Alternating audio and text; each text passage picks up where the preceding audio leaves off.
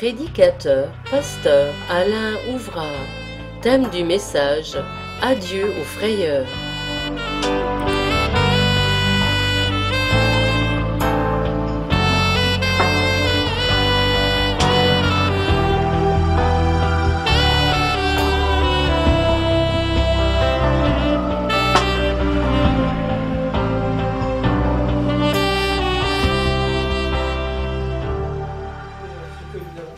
Il y a un instant, mais quelque chose de nouveau dans mon cœur.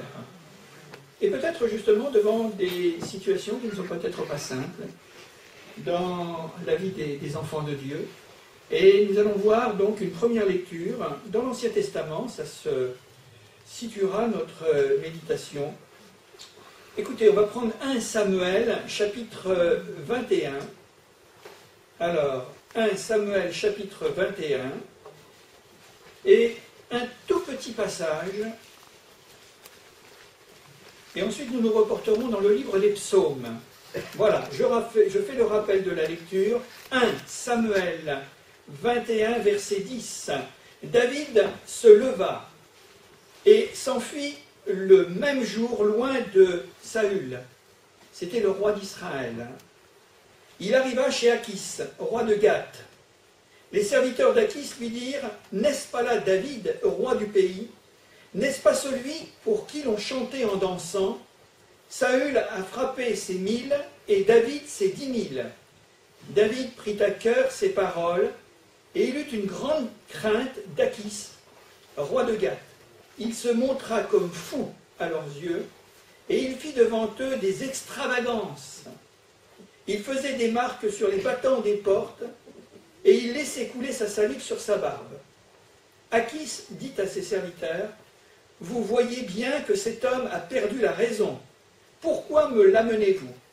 Est-ce que je manque de fou pour que vous m'ameniez celui-ci et me rendiez témoin de ses extravagances? Faut-il qu'il entre dans ma maison? » Alors peut-être avez-vous déjà lu cette histoire de David, et là on ne le reconnaît plus, le roi d'Israël. Enfin, le futur roi d'Israël, le David du livre des psaumes, ce David qui, là, eh bien, se comporte en insensé. Vous avez certainement, eh bien, relevé avec moi les mots qui sont dans ce petit condensé, dans ce petit passage. Il est parlé de fuite. David s'enfuit. Il est parlé également qu'il a éprouvé une grande crainte. Il a été pris de folie. Il est fou. On dit de lui qu'il est fou, David. Il fait des extravagances, c'est-à-dire qu'il va se livrer à des choses qui sont complètement insensées. Et on dira également qu'il a perdu la raison. Alors, vous allez me dire, mais comment se fait-il que David, l'homme de la foi, l'homme qui est sage aux yeux de Dieu, qui est appelé aussi l'ami de Dieu, en arrive là? Vous n'avez pas certainement passé sur le fond de cette histoire. Il y a un problème qui est soulevé, c'est que dans cette histoire, dans cette partie de la vie de David, il a un gros problème, qui est son problème, qui est le problème de tous les hommes, de toutes les femmes, dans tous les temps, à travers tous les siècles, c'est la frayeur. Alors je voudrais vous parler de la frayeur. Il y a une graduation, naturellement. Il y a ce qu'on pourrait appeler le tracas, il y a les soucis, il y a les inquiétudes, il y a les peurs, il y a la panique, il y a l'épouvante, il y a la frayeur. Alors, là, nous voyons David, l'homme de Dieu, vraiment pris dans une situation, impossible. Et vous savez qu'on dit souvent, la peur est mauvaise conseillère, elle est inspiratrice pour nous faire des folies. Au lieu d'aller dans le bon sens, parce qu'on a peur, on fait des choses complètement insensées. Et David, en se livrant à un genre de, un simulacre de folie, nous voyons qu'il espérait à ce moment-là, lorsqu'il fuit le roi Saül, qui n'est autre que son beau-père, et qui veut le tuer depuis des années, parce qu'il sait que David va bientôt prendre sa place, de par la volonté de Dieu. Alors il fuit de la Judée, de Jérusalem, et il n'a pas d'autre occasion, d'autre possibilité que de s'enfuir chez les ennemis d'Israël, c'est-à-dire les Philistins. Et là, il va se présenter devant le roi Achis, et il va arriver complètement fou. Il va faire le fou devant le roi. Et parce que, tout simplement, il s'était dit qu'il changerait peut-être l'attitude de ses ennemis philistins, tout simplement, qui avaient peur de David. Et ils avaient raison d'avoir peur de David et d'avoir David chez eux, parce que c'est quand même David qui avait coupé la tête à Goliath. Et qu'est-ce qu'il nous est dit?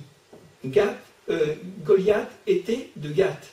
Donc on se retrouve exactement dans la même configuration. Et le roi, certainement Achis, se souvenait que c'était David qui avait coupé la tête à son joker, dans la guerre.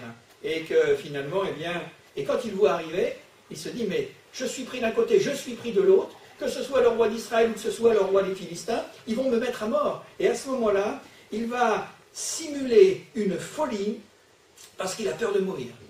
Ouais. Il a peur de mourir et il pense changer la crainte de ses ennemis en pitié. Et on va voir comment les choses vont se dérouler. À tel point qu'à un moment donné, le roi Achis va dire, est-ce que vous m'amenez des fous? Moi j'en ai suffisamment chez moi, des fous.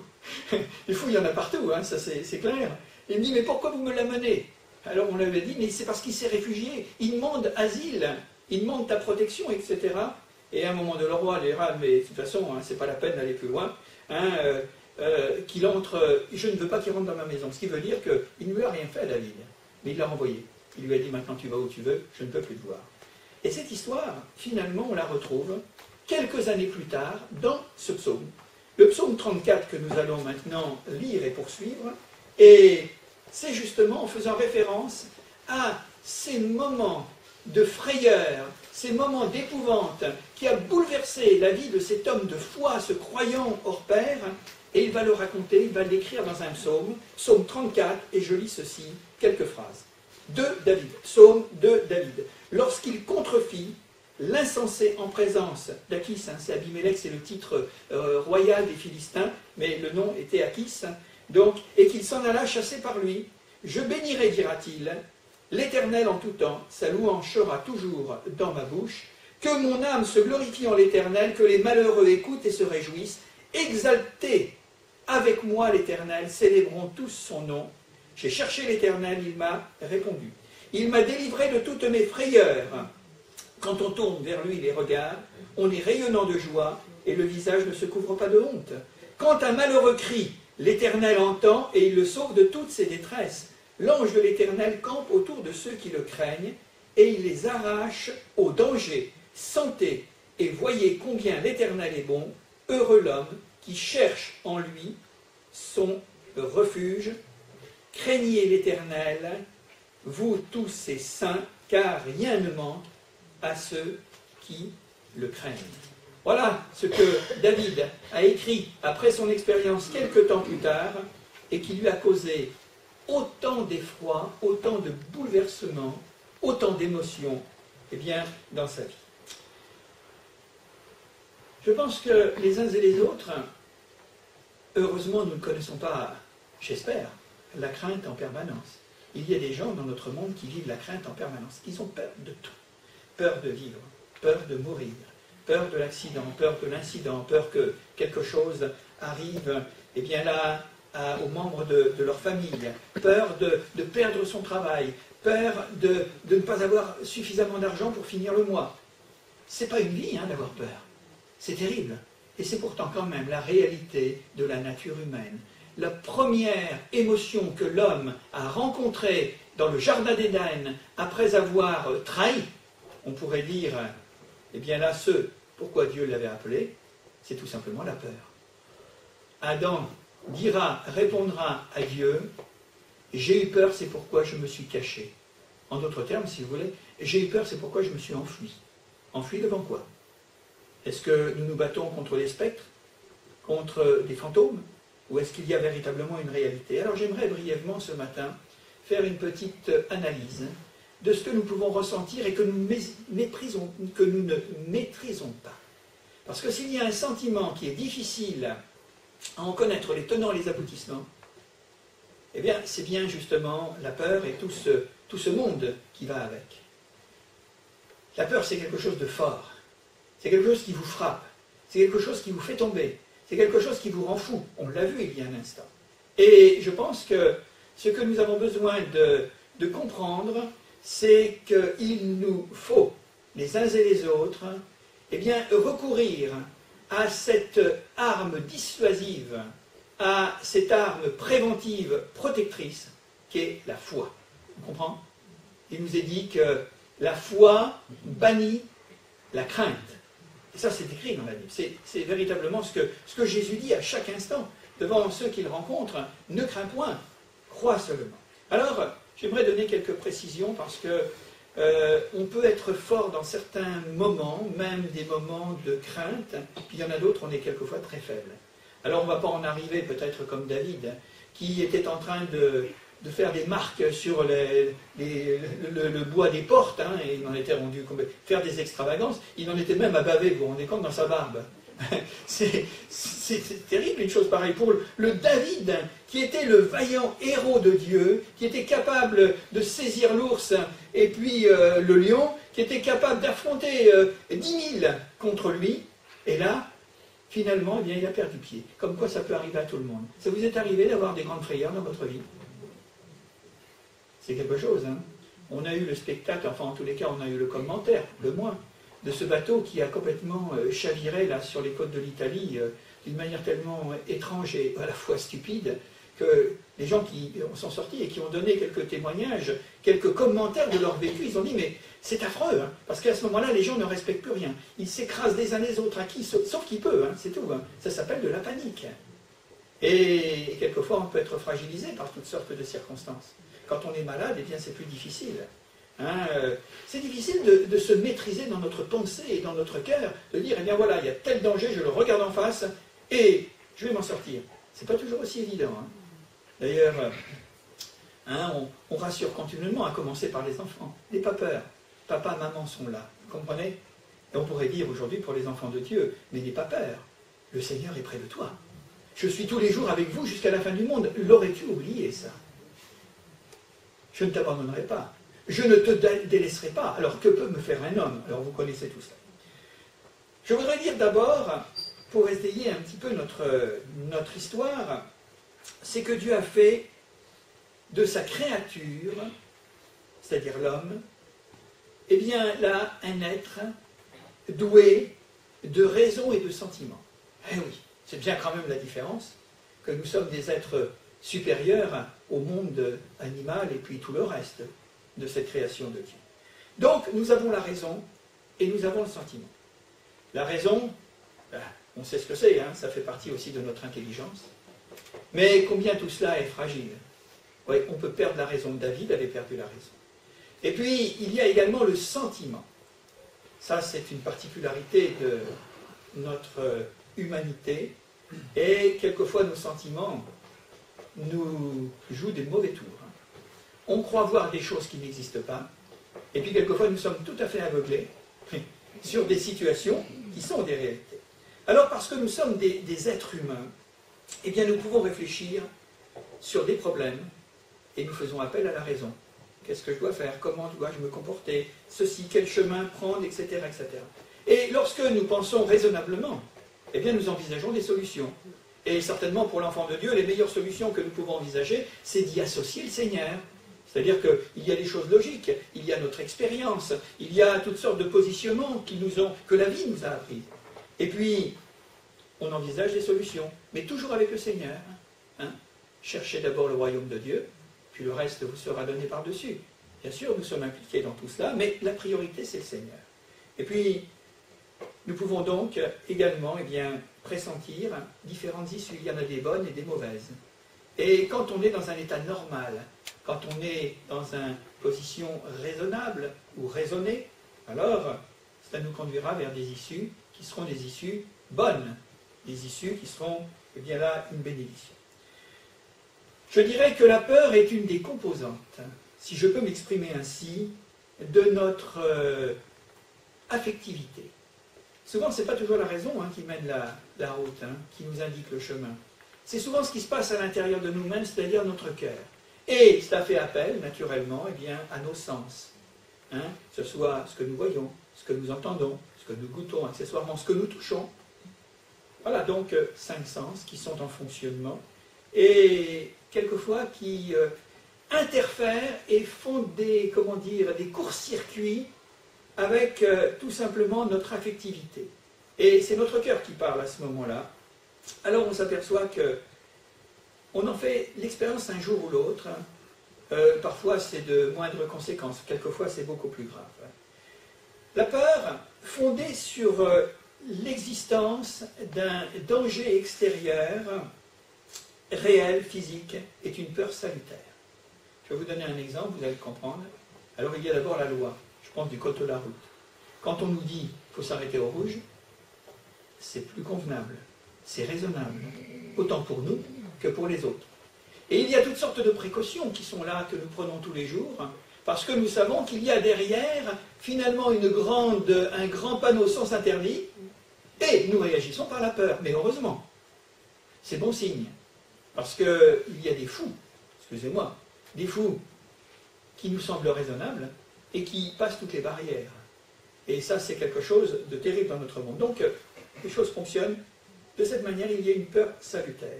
Et c'est grâce à cette peur salutaire que nous évitons les coups, les accidents, que nous évitons également les brûlures. Vous savez, combien de fois nous l'avons dit à nos petits-enfants, attention, ne mets pas la main, voilà. Et ils y vont quand même, parce qu'ils veulent voir comment ça fait. Et après, ils ont compris pour la vie. Ils ont compris pour la vie. Et puis, il y a des autres dangers qui sont là à jalonner toutes nos journées, tous nos jours. Et ça fonctionne de cette manière. Et puis, la peur est un sentiment, et comme tel, elle est une source d'énergie. Oui. Il y a une force dans la peur. Elle donne l'impulsion de réagir et d'accomplir certaines choses. Quelquefois, par motivation, parce que nous avons une peur, eh bien, nous allons nous porter en avant. C'est la peur, quelque part, qui va être pour nous motiver. À la notion de peur, nous pouvons ajouter naturellement celle d'effroi, quand ça prend des proportions au-dessus. On pourrait parler de la peur-timidité également. Il y a des gens qui sont timorés, qui n'osent pas en public, qui n'osent pas dans certaines circonstances, et à vrai dire, ce sont des gens qui sont malheureux, et qui sont toujours malheureux. Et vous savez que quand Paul nous écrit cela à Timothée, il dit, mais Dieu ne t'a pas donné un esprit de peur, de crainte et de timidité, mais il t'a donné un esprit de sagesse et un esprit de hardiesse, un esprit d'audace, par la foi naturellement. Et puis, quand on dit qu'on a le trac, je suffoque, parce que là, je dis, mais comment vais-je pour démarrer à parler c'est toujours une appréhension. Puis il y a la panique, il y a la terreur, il y a l'horreur, et puis toutes sortes de choses. Moi, j'ai jamais compris que nous sommes dans un monde où on donne comme nourriture morale des films d'horreur et tout ça, comme s'il y avait quelque chose d'agréable. Enfin, vous savez, non mais il y a des gens qui aiment ça, ils se familiarisent avec ça, ils s'endurcissent avec ça. Et c'est terrible, parce que je crois que ça dénature un peu, finalement, l'être intérieur. Alors, c'est vrai qu'il y a des expressions qui nous montrent bien la condition des hommes d'une manière ou d'une autre. On dit qu'une personne a peur, qu'elle est effrayée, elle est alarmée, elle est nerveuse, elle est bouleversée, et pourtant Jésus nous laisse une petite parole, sibylline, qui nous montre bien, il nous dit ceci, croyez en Dieu, et croyez en moi, et que votre cœur ne s'alarme point. Jean, chapitre 14. Et ça, ce sont les mots qui viennent pour nous, particulièrement chrétiens. Alors, on va voir une différence qu'il y a entre affaires, comme ça nous aidera peut-être à mieux comprendre nos réactions et à nous confier d'autant dans le Seigneur et dans ses promesses. La différence, nous allons la faire entre, finalement, ce terme générique qui est la peur, et puis l'inquiétude.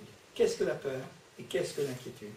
Jésus nous parle de la peur et Jésus nous parle aussi de l'inquiétude, il en met aussi en parabole. L'inquiétude est simplement un sentiment d'appréhension, de tension, de stress, finalement, et qui, quelque part, crée en nous un malaise. Il y a des perpétuels inquiets. Et ce sont des gens qui ne vivent pas pleinement la vie comme elle doit se vivre. Alors ils sont là, je ne sais pas, ils ne pourront peut-être pas expliquer pourquoi je suis inquiet. Pourquoi suis-je dans cet état? Ça vous arrive? Moi, ça m'arrive quelquefois. Ce sont des choses qui qui viennent nous prendre, qui viennent nous occuper. C'est comme une occupation, vous comprenez, étrangère. Parce que nous sommes appelés à vivre dans la paix de Dieu, la paix de la foi. Et ça nous tient comme ça, et ça crée un malaise. Et souvent, ce sentiment, quelque part, ne s'appuie sur aucune preuve logique, sur aucune preuve sensée. On s'inquiète, on ne sait pas pourquoi, c'est dans l'air. Ouais.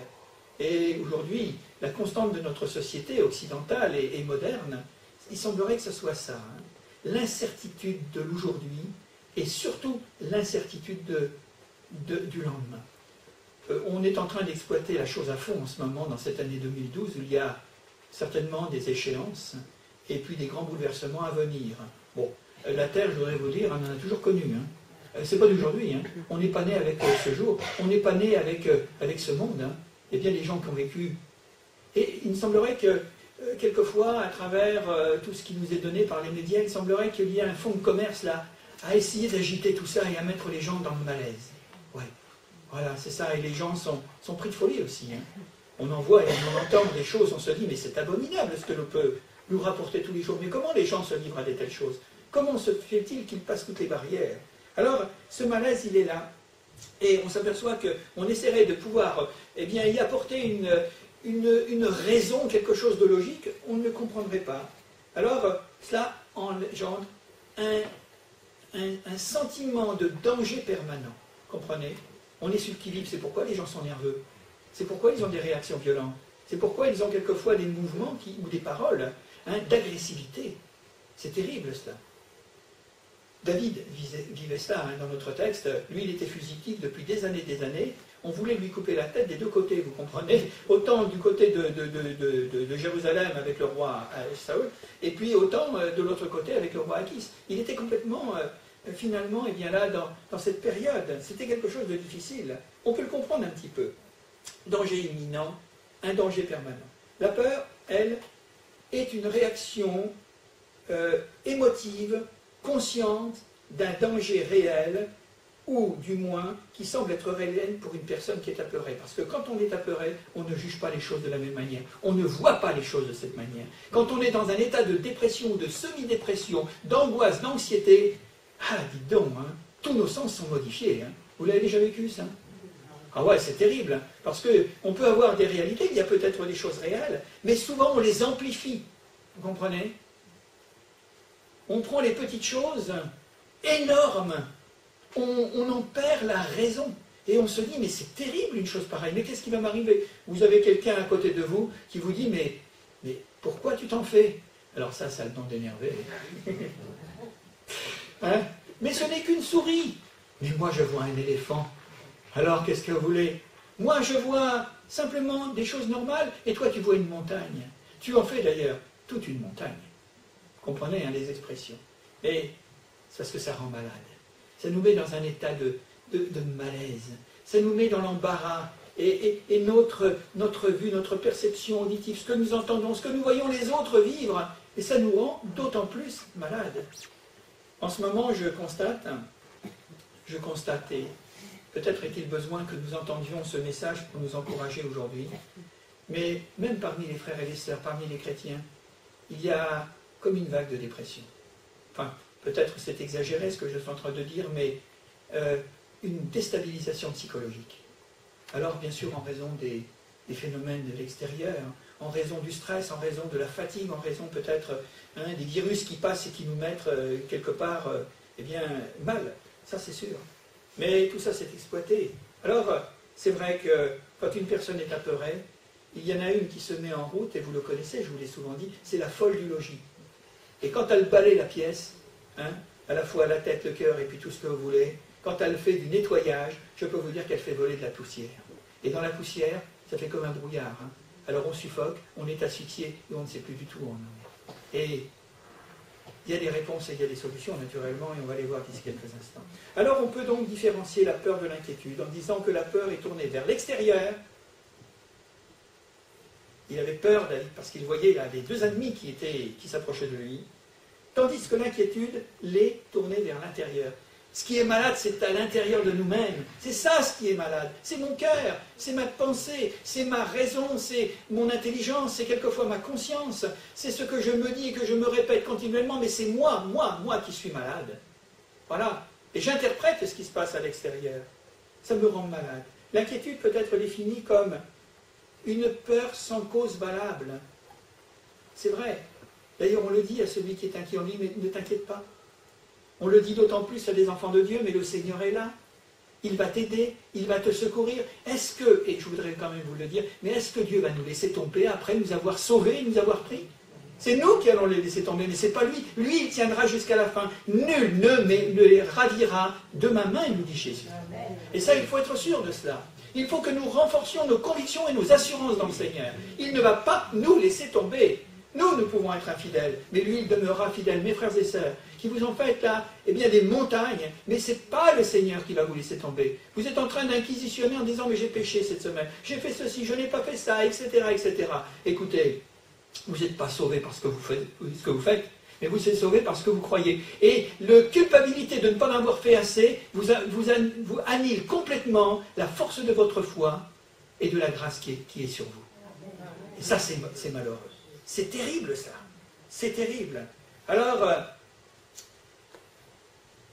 c'est comme ça que nous réagissons. Et ça nous rend malades. Ça nous rend véritablement, eh bien, dans des états qui ne sont pas des états normaux. Les Grecs anciens décrivaient l'inquiétude, écoutez bien parce que vous allez comprendre pourquoi, et ça a un rapport finalement avec un grand principe d'unité. Les Grecs décrivaient l'inquiétude comme un ensemble de forces antagonistes, c'est-à-dire qui s'affrontent l'un l'autre, antagonistes à l'œuvre pour déchirer l'homme. L'inquiétude, c'est une déchirure de notre vie intérieure. Ouais. Entre mon cœur, ma pensée, entre mon âme, et tout ce que je suis en tant que personnalité, en tant qu'entité. C'est une déchirure. Et d'une déchirure, on appelle ça communément, pour une personne, pour une société, pour une église, on appelle ça une division. Et la division, ça ne réjouit personne. C'est un drame. La division, c'est une gangrène. La division, c'est un cancer. Et on ne peut pas être heureux. Seigneur, je viens vers toi avec un cœur tout entier. Je viens et je me donne entièrement. Il y en a un qui nous tourmente pour essayer de faire des brèches, pour essayer de miner, après qu'il ait fait finalement eh bien, des brèches, pour introduire de la dynamite et nous faire exploser les uns et les autres. Le Seigneur nous veut un avec lui. Et attention, parce qu'il veille, il regarde, il voit, s'il ne pouvait pas mettre une brèche, s'il ne pouvait pas faire une brèche et y mettre un tube de dynamite à travers nos faiblesses physiques, à travers nos faiblesses morales, à travers notre déséquilibre psychologique et spirituel, je ne vous dis pas, hein. Et ça rend malheureux, ça rend profondément malheureux. Nous avons deux adjectifs qui qualifient cette situation, c'est l'adjectif envieux et soucieux. Nous les utilisons souvent eh bien, là, avec une confusion, ce qui n'est pas du tout, tout à fait exact parce qu'ils ont chacun leur sens. Celui qui est en souci est rongé intérieurement, on l'a dit il y a un instant, et il est très préoccupé, il passe beaucoup de temps à réfléchir, à cogiter comme on dit, hein, et à retourner son problème, qu'il soit vrai ou qu'il soit imaginaire, dans tous les sens. Croyez-vous, mes frères et sœurs, qu'on a autre chose à faire que de se rendre malade? Est-ce que vous croyez que c'est avec notre intelligence?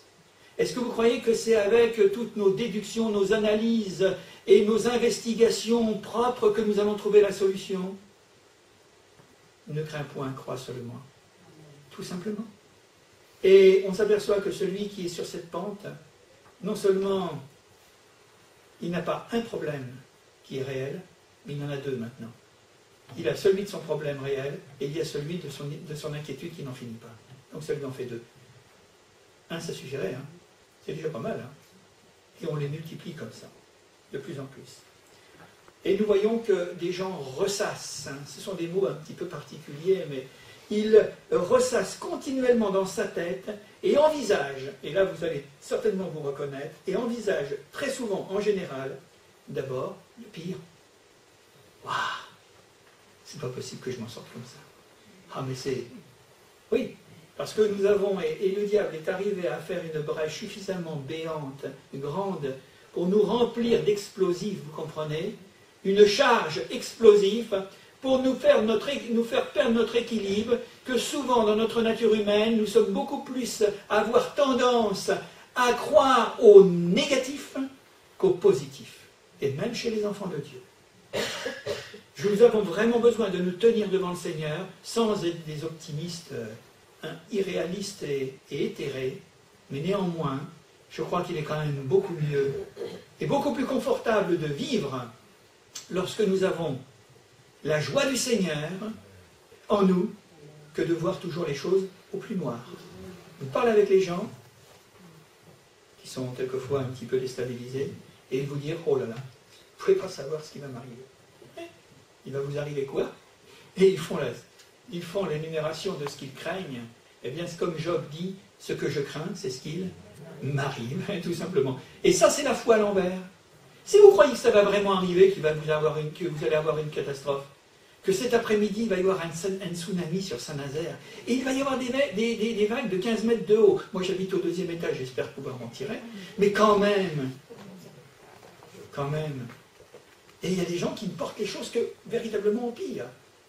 Eh bien, faisons confiance au Seigneur, de dire Seigneur, le pire peut exister. Mais moi je crois qu'avec toi, parce que je suis avec toi, ce sera quand même le meilleur.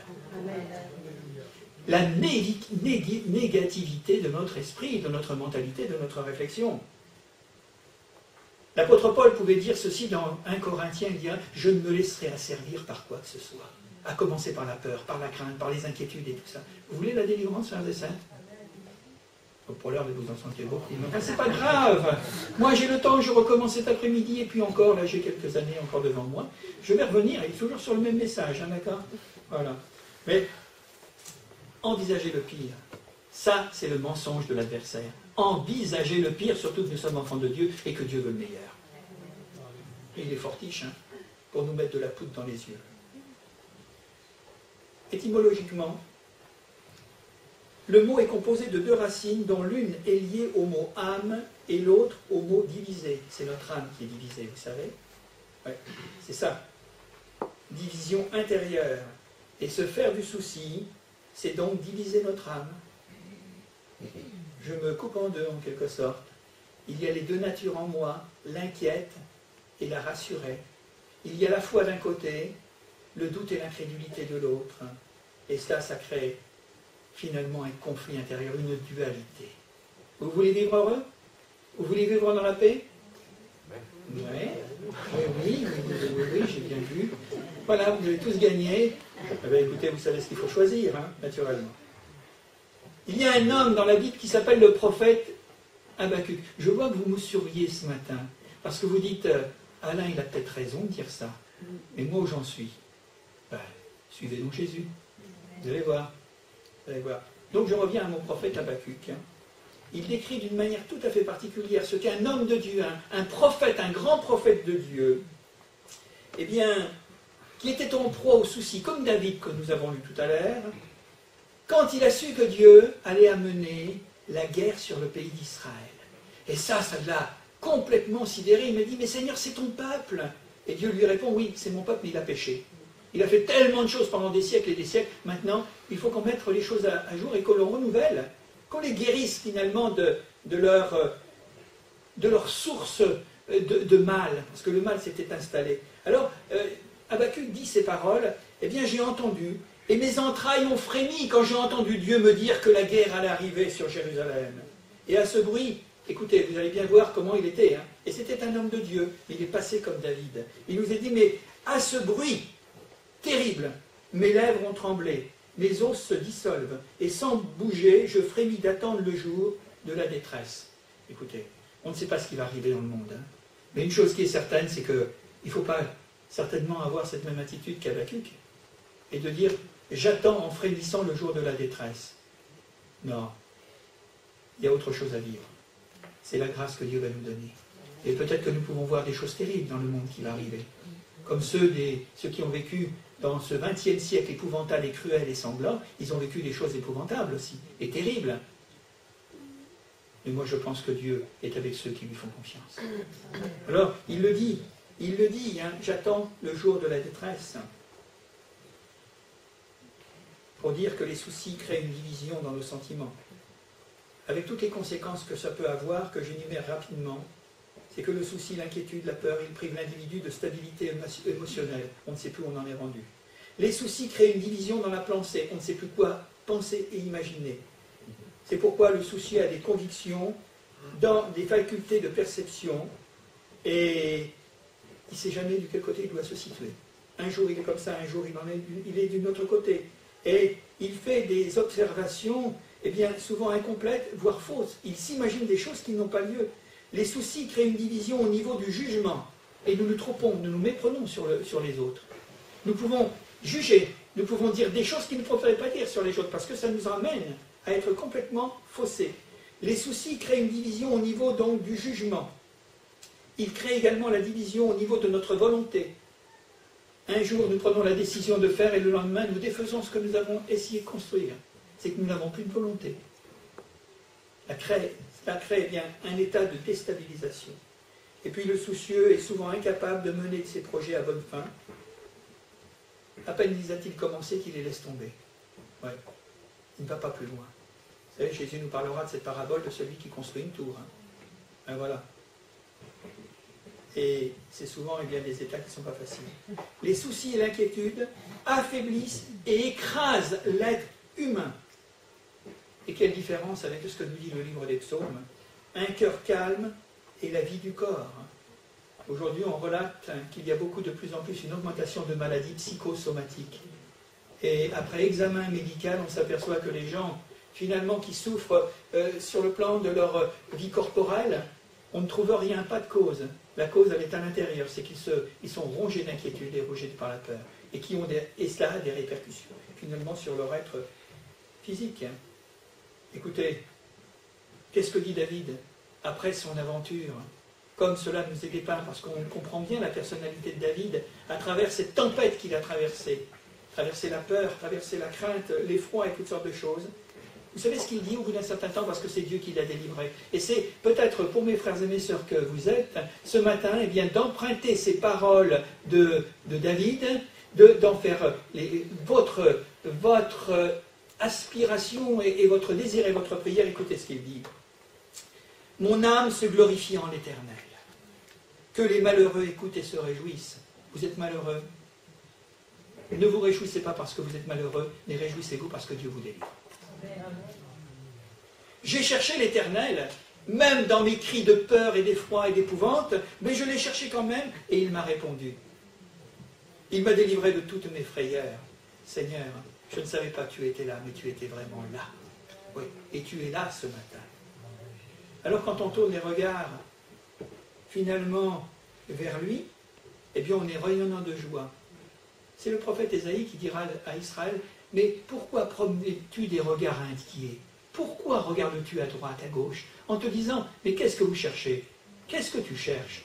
Tu cherches la solution, la véritable solution, ou tu cherches encore à t'inquiéter davantage? Oui, si nos regards sont tournés vers le Seigneur, eh bien il va nous calmer, il va nous apporter cette tranquillité d'âme, et il va nous remplir de joie. Et le visage ne se couvre pas de honte. Je ne vais pas d'une inquiétude à une autre, je ne vais pas de mal en pis. Quand un malheureux crie, l'Éternel n'entend pas.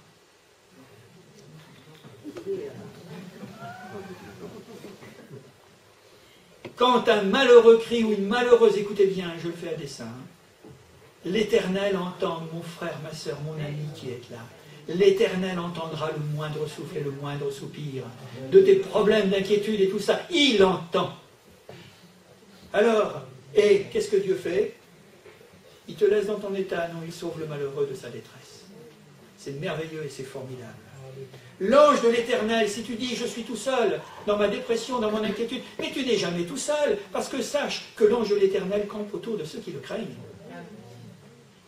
Je ne peux pas dire que je suis seul à me débattre dans mes problèmes et dans ma difficulté. Alors il campe, ça veut dire quoi camper? Ça veut dire qu'il est là à côté de moi. Et il restera à côté de moi autant que j'aurai besoin qu'il reste à côté de moi pour me délivrer. Et après, il me fera décamper.